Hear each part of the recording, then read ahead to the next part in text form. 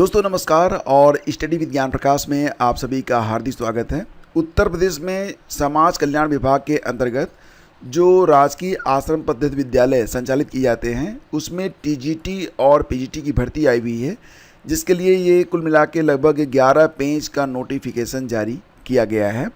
और आपको बता दें कि उत्तर प्रदेश के लगभग हर ज़िले में ये विद्यालय जो हैं वो हैं और फिलहाल यहाँ पर टीजीटी यानी कि प्रवक्ता की भर्ती और एलटी ग्रेड की भर्ती जो है वो की जा रही है। तो आप यहाँ पर देख सकते हैं समाज कल्याण विभाग द्वारा संचालित जयप्रकाश नारायण सर्वोदय विद्यालयों में जो शिक्षकों की भर्ती चल रही है, तो उसके बारे में आपको बताना चाहेंगे कि यहाँ पर प्रवक्ता की भी भर्ती है जिसको आप पीजीटी कहते हैं, और इसके अलावा यहाँ पर एलटी ग्रेड यानी कि टीजीटी के बराबर भी यहाँ पर भर्ती की जा रही है। आपको पता है ना कि टीजीटी की जो भर्ती होती है एडेड स्कूलों में होती है और एलटी ग्रेड की भर्ती गवर्नमेंट स्कूलों में होती है। तो क्योंकि ये जो भर्ती है यह गवर्नमेंट कॉलेज में की जा रही है, तो यहाँ पर सबसे पहले तो ये कि इसको फेक मत कहिएगा, बहुत सारे लोग अभी आएंगे फेक करने के लिए। ये जो ऑफिशियल वेबसाइट है आप देख पा रहे होंगे कि ये ats.upsdc.gov.in है, तो फेक वेबसाइट तो है नहीं, तो आप बिल्कुल भी निश्चिंत होकर यहाँ पर आवेदन कर सकते हैं। रही बात ये कि यहाँ पर आवेदन कैसे करना है, देखो कोई एग्ज़ाम नहीं होना है, कोई फ़ीस नहीं देनी है, आवेदन आपको समय से कर लेना है, बस इतना सा करना है। फिर आपकी मेरिट बनाई जाएगी और मेरिट कैसे बनेगी तो उसके बारे में मैं आपको यहाँ पर बताना चाहूँगा। सबसे पहले तो एलिजिबिलिटी की बात कर लेते हैं कि एलिजिबिलिटी क्या क्या है और कौन कौन से विषय हैं और किस प्रकार से आप आवेदन करेंगे। योग्यता पहले आप समझ लीजिए, उसके बाद हम बात करते हैं कि आवेदन कैसे किए जाएंगे। तो थोड़ा सा पेशेंस के साथ आप पूरा वीडियो देख लीजिए, ठीक है।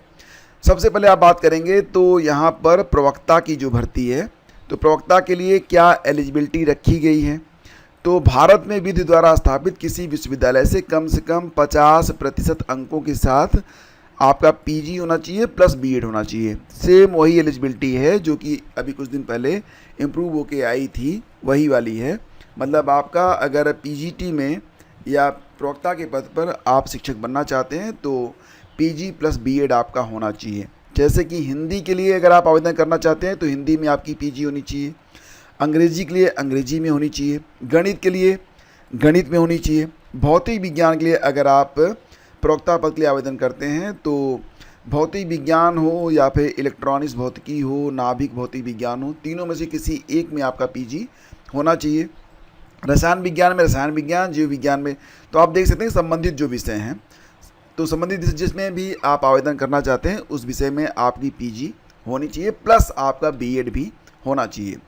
रही बात है कि जो लोग कंप्यूटर प्रवक्ता के तौर पर आवेदन करना चाहते हैं पीजीटी लेवल पर, तो उनकी एलिजिबिलिटी ये है कि कम से कम 50% अंकों के साथ उनका बीई या बीटेक होना चाहिए, जो कि ट्रेड होना चाहिए कंप्यूटर साइंस या फिर आईटी के साथ, ठीक है। या कह रहे हैं कि बीई या बीटेक हो any stream plus post graduate diploma in computer science होना चाहिए, या फिर आपका किसी विश्वविद्यालय से कम 50% अंकों के साथ एमएससी हो कंप्यूटर साइंस में या फिर आईटी में, या एमसीए वाले हैं तो भी आप आवेदन कर सकते हैं। बहुत सारे ऑप्शन हैं, तो आप इसको देख लीजिएगा। अगर आपने डोएक का बी लेवल किया है तो भी आप एलिजिबल हैं, सी लेवल किया है तो भी आप एलिजिबल हैं। आपको बता दें कि CCC को सी लेवल मत समझिएगा, सी लेवल थोड़ा सा एडवांस लेवल है, ठीक है। तो प्रवक्ता पद के लिए यहाँ पर जो विषय हैं मैंने आपको बता दिया था कि प्रत्येक विद्यालय में गणित, भौतिकी, रसायन, जीव विज्ञान, हिंदी, अंग्रेजी विषयों पर यहाँ पर शिक्षकों का इम्पैनलमेंट किया जाएगा। और मानकी विषय में मतलब आर्ट में इतिहास, नागरिक शास्त्र, अर्थशास्त्र और भूगोल जैसे विषयों में केवल 3 विषयों के शिक्षकों का एम्पैनलमेंट किया जाए। तो ये प्रवक्ता पद के लिए आपकी एलिजिबिलिटी हो गई। अब आगे बढ़ते हैं, बात करेंगे एलटी ग्रेड में अगर आप आवेदन करना चाहते हैं तो क्या एलिजिबिलिटी रखी गई है। सबसे पहले तो ये कि 50% अंकों के साथ आपका स्नातक होना चाहिए। डेफिनेटली आपका होगा ही, क्योंकि आपने बीएड किया हुआ है, तो 50% की शर्त जो है ये तो बीएड में भी रखी जाती है, तो आपका होगा। नहीं होगा तो आप 50% अंकों के साथ आपकी पीजी भी जरूर होगी। भारत में विधि द्वारा स्थापित किसी विश्वविद्यालय से बीएड, और यहाँ पर कहा गया है कि आपके पास टीटी या फिर यूपीटीटी या फिर CTET का पेपर 2 पास होना चाहिए। दो ही मान्य होंगे, CTET या फिर UPTET, और हिंदी अंग्रेजी दोनों में आप पठन पाठन का कार्य करवा सकें। ये एलिजिबिलिटी है LT ग्रेड की। अब विषयवार क्या क्या योग्यताएं मांगी गई हैं उसको भी देख लेते हैं। सबसे पहले बात करेंगे यहाँ पर हिंदी के बारे में। तो देखो कहा जा रहा है ना, पहले तो ये समझो कि आपकी हिंदी जो है स्नातक के 3 सालों में होनी चाहिए, प्लस आपका BEd प्लस आपका सेकेंड पेपर TET पास होना चाहिए, CTET या फिर UPTET। तो 2-3 बातें अब मैं नहीं बताऊंगा, उसको ध्यान से समझ लो कि जो योग्यता होगी स्नातक में वो मैं आपको बता दूंगा। प्लस करके आप समझ लेना, ये पॉइंट नंबर 2 कि आपका BEd होना चाहिए, plus TET second paper pass होना चाहिए, प्लस हिंदी अंग्रेजी आपको पढ़ाने के लिए आप उसमें अपने आप को सक्षम पाते हों। ये 3 चीज़ें तो तीनों में सभी विषयों में यहाँ पर कंपलसरी है। ठीक है। अंग्रेजी में 3 साल अंग्रेजी मांगी गई है। गणित के लिए क्या है कि भौतिकी के साथ गणित में स्नातक डिग्री और निम्नलिखित विषयों में कोई एक रसायन विज्ञान, इलेक्ट्रॉनिक्स, कंप्यूटर विज्ञान या फिर सांख्यिकी। तो मतलब कि फिजिक्स और मैथ होना कंपलसरी है। ऐसे विश्वविद्यालय जहाँ पर 3rd ईयर में केवल 2 विषय होते हैं तो वहाँ पर फिजिक्स मैथ आपसे मांगी गई है। और जिन अभ्यर्थियों ने BSc डिग्री ऑनर्स के साथ उत्तीर्ण की है वे केवल तभी पात्र माने जाएंगे यदि उन्होंने पाठ्यक्रम के पहले और दूसरे वर्ष में फिजिक्स और रसायन विज्ञान, इलेक्ट्रॉनिक्स, कंप्यूटर विज्ञान, सांख्यिकी का अध्ययन किया हो। BSc ऑनर्स भौतिकी रसायन विज्ञान के उम्मीदवार TGT गणित पद के लिए पात्र नहीं होंगे। मतलब भौतिकी से या फिर रसायन से आपने किया है, गणित आपने पढ़ा हुआ है सेकंड तक, तो आप एलिजिबल नहीं हैं। ठीक है, समझ गए आप। विज्ञान में है कि वनस्पति विज्ञान, जंतु विज्ञान और रसायन विज्ञान। तो ये 3 विषय होने चाहिए आपके स्नातक में। 3rd ईयर में जहाँ पर 2 विषय होते हैं तो इनमें से कोई भी 2 विषय रहेगा तो वो चलेगा। ऑनर्स के मामले में देख लीजिएगा कि पहले और दूसरे वर्ष में उपयुक्त 3 विषयों में से कोई 2 विषय उन्होंने पढ़ा हुआ हो। सामाजिक विज्ञान में शर्त ये है कि इतिहास के साथ, मतलब इतिहास या भूगोल में से कोई एक विषय आपने 3 साल पढ़ा हुआ हो, प्लस आपका जो भूगोल, अर्थशास्त्र, राजनीति विज्ञान, मतलब बाकी जो है इतिहास या भूगोल, ये दोनों 3 साल होने चाहिए। बाकी जो कॉम्बिनेशन आपका बन सके 4 विषयों में से, इतिहास, भूगोल, अर्थशास्त्र, राजनीति विज्ञान में से, ये आपका बनना चाहिए। ठीक है। तो मतलब ये कि इतिहास, भूगोल कम से कम 3 साल आपका होना चाहिए। बाकी जो है यहाँ पर अर्थशास्त्र, राजनीति विज्ञान, अगर सेकेंड ईयर तक भी आपका कॉम्बिनेशन बन रहा है देन यू आर एलिजिबल। अब यहाँ पर बात करेंगे तो यहाँ पर व्यायाम शिक्षकों की भर्ती भी हो रही है जिसमें BPEd वालों को रखा जाएगा। ठीक है। एज लिमिट बहुत अच्छी है। एज लिमिट मिनिमम रखी गई है 21 साल, मैक्सिमम कोई नहीं है। 60 साल की उम्र तक आप आवेदन कर सकते हैं। रही बात ये चयन प्रक्रिया कैसे है, तो बहुत ही आसान तरीके से चयन को यहाँ पर रखा गया है। कोई परीक्षा आपकी नहीं होगी, सिर्फ आपका यहाँ पर जो मेरिट है, मेरिट के आधार पर आपको शॉर्टलिस्ट किया जाएगा और उसकी जानकारी ये जो वेबसाइट है, ऑफिशियल वेबसाइट, साक्षात्कार के लिए चयनित व्यक्तियों की सूची यहाँ पर आपको तब दिखाई देगी। अभी तो ये मतलब नहीं है, जब ये लिस्ट आएगी तो आपको यहीं पर ये शो होगी। ठीक है। तो इसके बाद आपका इंटरव्यू हो जाएगा और इंटरव्यू में का जो पैनल होगा उसमें कई बड़े सक्षम अधिकारी रहेंगे। खैर, इसके बाद हम बात करें तो आपकी जो मेरिट है, यानी कि आपको शॉर्टलिस्ट कैसे किया जाएगा, तो ध्यान रखिएगा शॉर्टलिस्ट करते समय यहाँ पर आपका जो अनुभव है, अगर आपने किसी विद्यालय में शिक्षण अध्ययन का काम किया हुआ है तो उसका वेटेज भी आपको मिलेगा, और जो इंटरव्यू है उसका 20% रहेगा।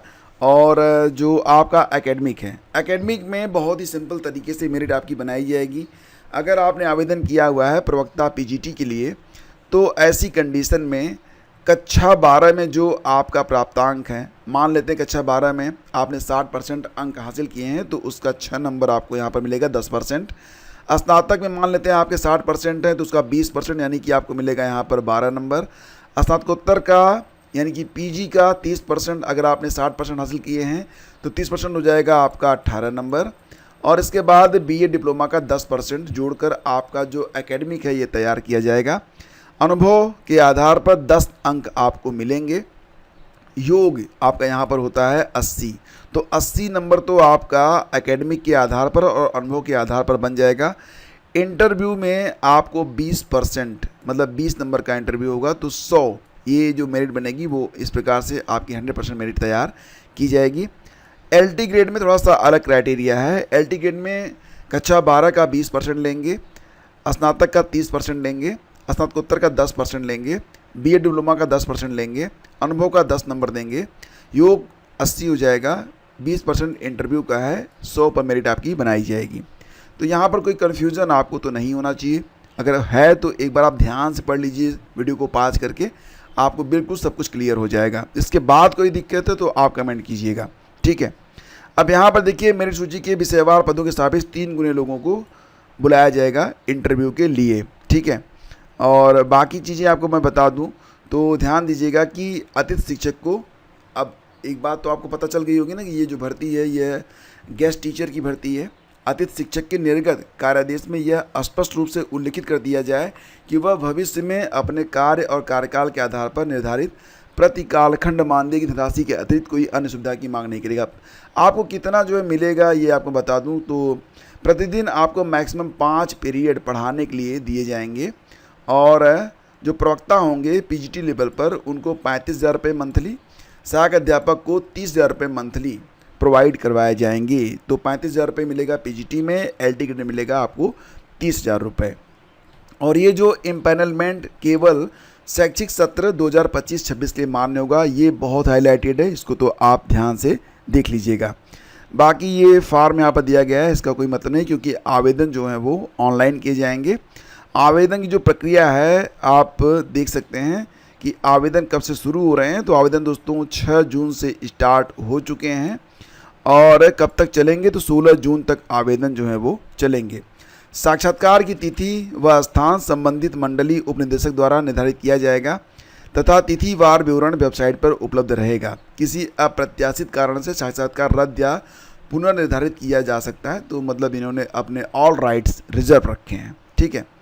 अब ये नोटिफिकेशन मैंने शेयर कर दिया है टेलीग्राम चैनल पर, तो आप जाके इसको अच्छे से पढ़ लीजिएगा।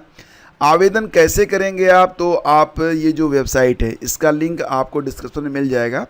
आप यहाँ पर आएंगे, कहाँ कहाँ पर किन किन ज़िलों में ये स्कूल हैं ये मैं आपको पहले बता देता हूँ। इसके बाद आगे मैं आपको बताता हूँ कि आवेदन कैसे आप करेंगे। तो वेबसाइट पर आएंगे ats.upsdc.gov.in पर, हमारे विद्यालय पर आप क्लिक करेंगे तो यहाँ पर आपको सारे जो विद्यालय हैं उनकी लिस्ट आपको शो होगी। तो पूरे आप देख लीजिएगा, उत्तर प्रदेश में बहुत सारे विद्यालय हैं और जो भी आपके ज़िले में पड़ता हो आप वहाँ पर आवेदन कर सकते हैं। मंडलवार आपको, जैसे कि बनारस मंडल है, वाराणसी मंडल, जैसे कि आपका आजमगढ़ है, तो आजमगढ़ मंडल में 2 ज़िले आते हैं, बलिया है और आजमगढ़ है। तो इसी प्रकार से मंडलवार।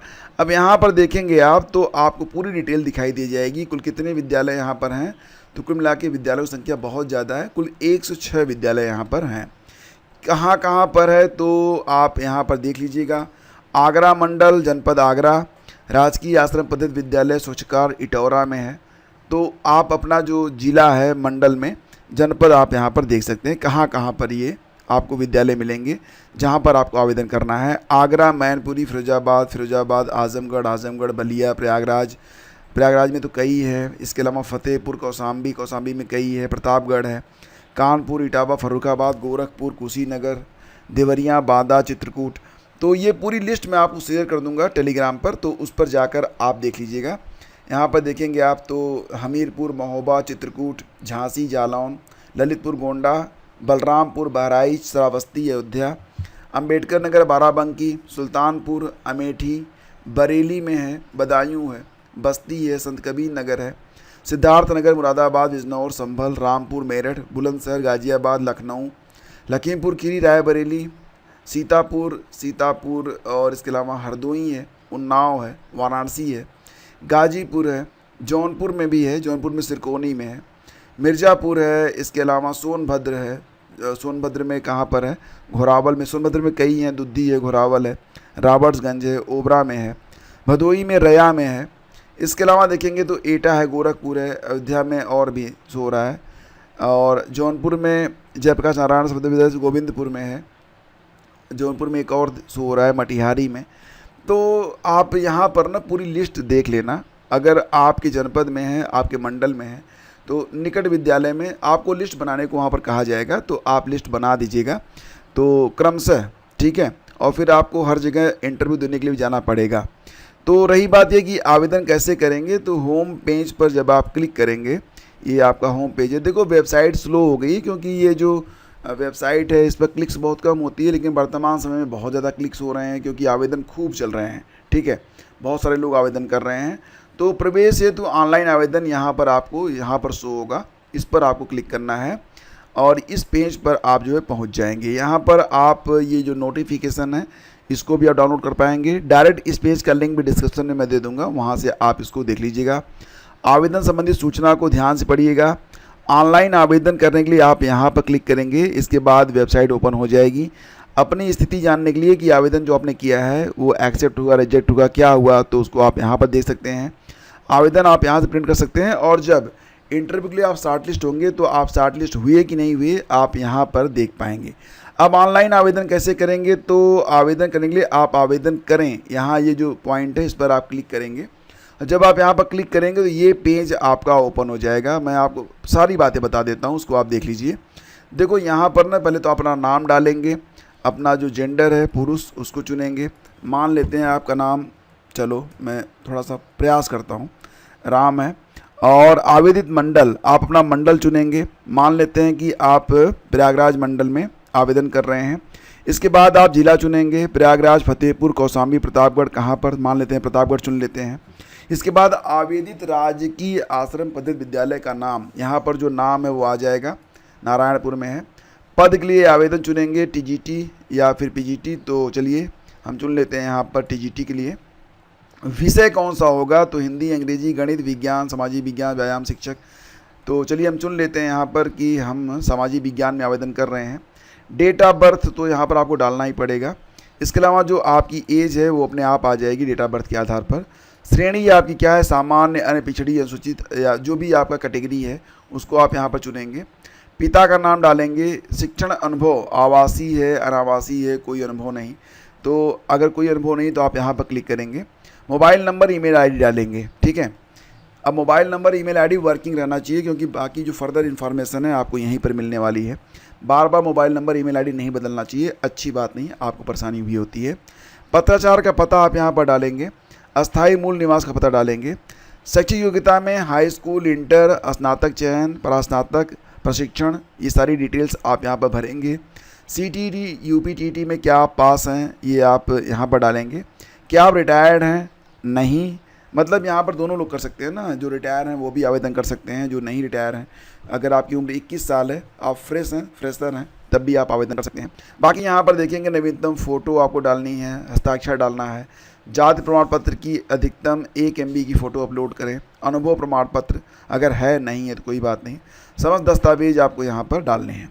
इसके अलावा आवेदन पत्र को सुरक्षित करने से पहले दी गई प्रविष्टियों को अच्छे से जांच लें क्योंकि इसके पश्चात किसी प्रकार का बदलाव नहीं हो सकेगा, इसको यहाँ पर आप सुरक्षित करेंगे। ठीक है, तो ये आपका पूरा फार्म हो जाएगा, कोई फ़ीस वगैरह आपको नहीं देनी है। इसके बाद आप अपने फार्म के बारे में अगर चेक करना चाहते हैं कि आपका जो फार्म है वो एक्सेप्ट हुआ कि नहीं हुआ, क्या दिक्कत हुई, तो आप यहाँ आवेदन स्थिति जाने पर जब आप क्लिक करेंगे, अपना एप्लीकेशन नंबर या मोबाइल नंबर डालेंगे, गेट डिटेल्स पर आप क्लिक करेंगे तो आपको यहाँ पर रिकॉर्ड देखने को मिल जाएगा।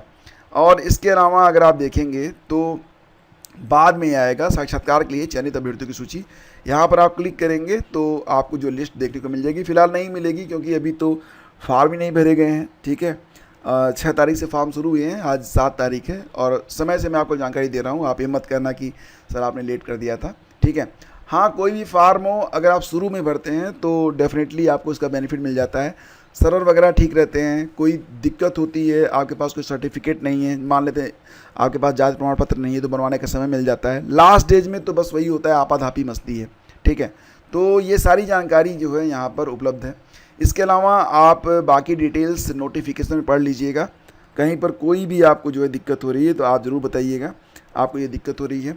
और रही बात ये नोटिफिकेशन और बाकी जानकारी, ये सारी चीज़ें मैं शार्ट करके जो आपकी वेबसाइट है studyvidgyanprakash.com उस पर भी अपलोड कर दूंगा, तो वहाँ पर जाकर भी आप देख सकते हैं और नोटिफिकेशन वगैरह आप वहाँ से भी चाहें तो डाउनलोड कर पाएंगे। ठीक है, आवेदन का लिंक वगैरह मैं सब कुछ वहीं पे डाल दूंगा, तो डायरेक्ट लिंक, एक लिंक में आपको सारी चीज़ें मिल जाएंगी। डिस्क्रिप्शन चेक कर लीजिएगा और पहला कमेंट, सारी डिटेल्स आपको मिल जाएगी। तो दोस्तों ये जो समाज कल्याण विभाग है इसमें किसको किसको आवेदन करना चाहिए। देखो, जब तक मैं कहूँगा कि आप किसी परमानेंट जॉब में नहीं आ जाते हैं तब तक के लिए ये बहुत बढ़िया ऑप्शन है। अदर स्टेट वाले भी यहाँ पर एलिजिबल रहेंगे, लेकिन अपनी सुविधा देख लें कि यहाँ पर जो है आपको जो सैलरी मिल रही है 35,000 रुपये फॉर VGT एंड 30,000 रुपये फॉर TGT के लिए, तो क्या इतने में आप अदर स्टेट में आके काम करना चाहेंगे। दूसरी बात यह है कि यहाँ पर कोई भी अपर एज लिमिट नहीं है। पढ़ने के लिए आपको पर्याप्त समय मिलने वाला है, ऐसा नहीं क्योंकि 5 घंटे आपको पढ़ाने हैं, तो अगर आप मैनेज कर पाएंगे तो काफ़ी समय आपको मिल जाएगा। जहाँ जहाँ पर आवासीय विद्यालय हैं वहाँ पर आपको निःशुल्क आवास भी उपलब्ध कराया जाएगा। तो तमाम सुविधाएं हैं। अगर आप आवेदन करना चाहें तो मैं कहूँगा कि जो आपके निकट का विद्यालय हो वहाँ पर आप आवेदन करके थोड़ा सा इंगेज हो जाएंगे तो आपके लिए बेहतर रहेगा, ठीक है। क्योंकि यहाँ पर जब आप अच्छे लोगों से मिलते हैं तो आपको थोड़ा सा मोटिवेशन भी अलग लेवल का मिलता है। तो दोस्तों, मिलते हैं आपसे अगले वीडियो में। इसको लाइक और शेयर प्लीज़ आप लोग कर दीजिएगा, अपने व्हाट्सएप स्टेटस पर डाल दीजिएगा। जिस भी एजुकेशनल ग्रुप से जुड़े हुए हैं या जो लोग अभी तक नहीं जानते हैं इस भर्ती के बारे में, उनको आवेदन अगर करना चाहिए, कोई आपका फ्रेंड हो, रिलेटिव हो, तो आप उन तक ये वीडियो पहुंचा सकते हैं। और आपको एक बार पुनः बता दें कि ये कोई फेक नोटिफिकेशन नहीं है। ये मत कहना कि सरकारी रिजल्ट पर सर नहीं दिख रहा है, तो नहीं दिखेगा आपको, लेकिन फिर भी आपको मैंने बताया ना कि ये गवर्नमेंट का जो ऑफिशियल वेब एड्रेस है, तो फेक तो बिल्कुल भी नहीं है। और जिनको नहीं पता है वो लोग एक बार पता कर लें राजकीय आश्रम पद्धति विद्यालय के बारे में। शेष अगले वीडियो में। Thank you. Please do like and share.